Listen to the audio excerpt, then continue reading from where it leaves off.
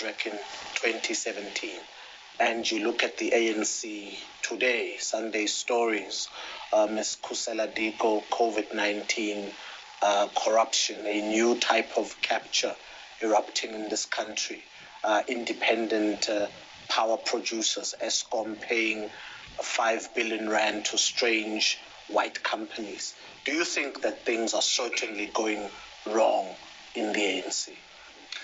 So things are certainly going wrong in government and in society.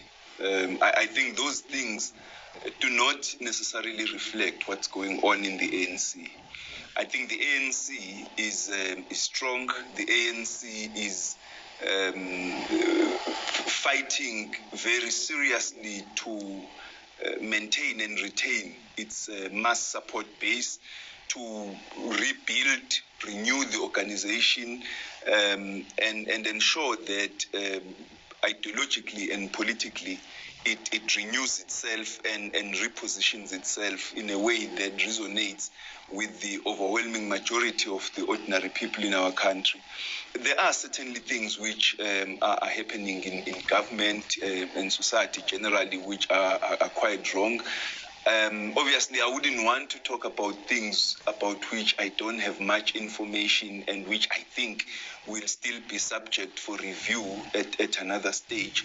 All I can say is that we've tended in our country to use the concept of corruption as a Trojan horse to fight against progressive policies and against radical economic transformation, to delegitimize the genuine interests and aspirations of the black majority and Africans in particular, to present black people and Africans in particular as inherently corrupt, and that the only way to deal with corruption is to replace us with white executives in the corporate and in state-owned companies. The only problem with this narrative is that somebody will ultimately take it a step further to its logical conclusion and say that the ANC itself needs to be replaced, because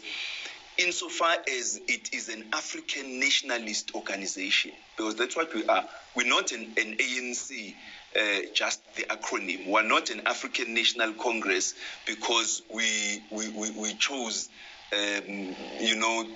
through pulling a name from the hat among many other available names. We made a conscious choice to become an African National Congress. It means something.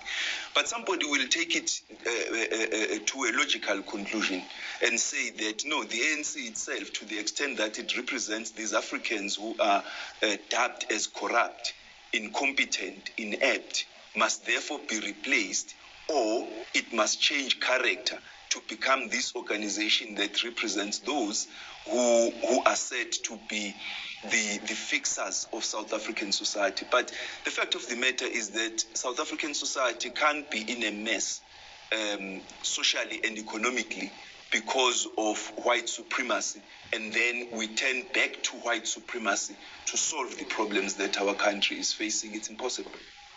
I want to take you back to the year 2000.